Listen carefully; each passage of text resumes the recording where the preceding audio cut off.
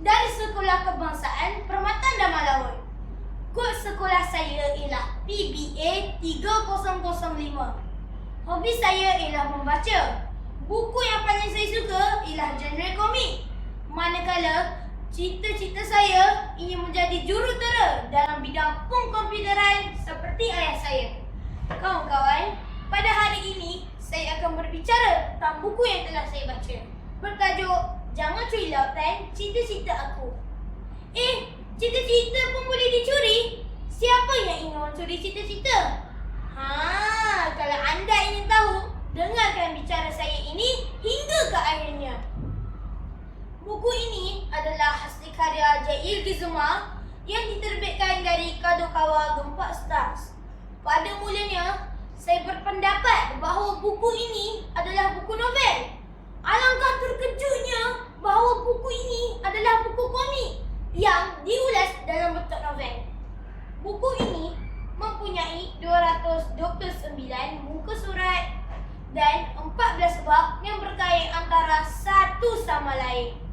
Baiklah kawan-kawan, tanpa membuang masa, mari saya berbicara tentang buku cerita ini. Karakter utama dalam buku cerita ini adalah Rezal selaku pemain bola sepak. Amri, jurulatih Rezal, Ariana, adik kandung Amri yang sentiasa melindungi abangnya.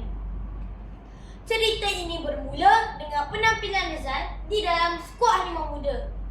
Ia telah membuka mata penonton serta jurulatih dengan kehebatannya dan kemahirannya dalam bidang bola sepak.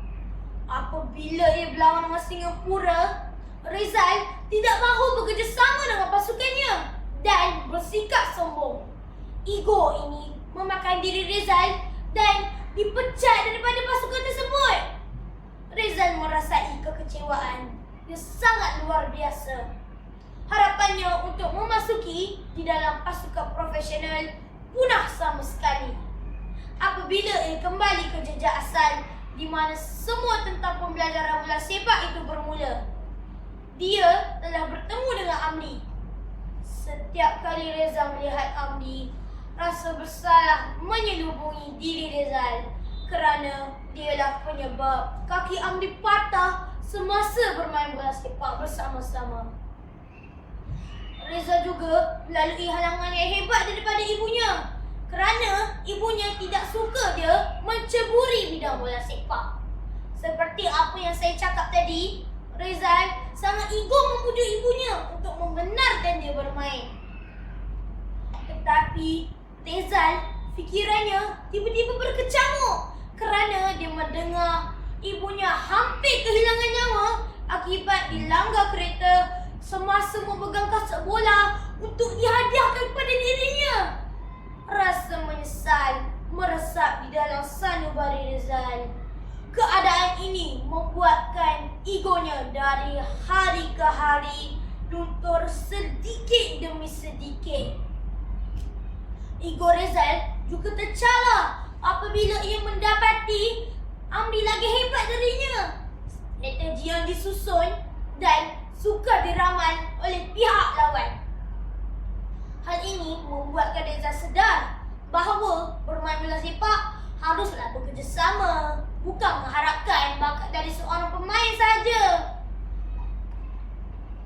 Rezal dah memasuki di dalam pasukan Rovers FC. Kaki Rezal tercedera semasa berlatih dengan pasukannya dan disuruh berehat. Tetapi Rezal tidak berputus asa. Dia terus berlatih setelah pulih dari kecederaan itu. Hasilnya, dia menjadi tonggak utama pasukannya. Kali ini, dia berazam dengan pasukannya untuk meraih kejayaan. Strategi yang disusun, diterokai bersama ahli pasukan dan segala ego dan emosi Rezal telah dibuang jauh. Bagi Rezal, inilah masanya dan pasukannya untuk mencapai kegemilangan. Akhirnya, dia berjaya membawa kejayaan dan telah diterima sekali lagi menerajui pasukan Harimau Muda. Kesungguhan, kecekalan dan bersungguh-sungguh mencapai impian. Beliau membangkitkan seorang legenda yang baharu. Wow, pengairan cinta ini ya rakan-rakan. Best tak? Siapa nak jadi macam Rezat? Kita haruslah bersungguh-sungguh mencapai impian. Tiada yang mustahil untuk kita kecapi. Akhir kata daripada saya, berusahalah tanpa henti. Kejayaan pasti menanti. Wassalamualaikum warahmatullahi wabarakatuh.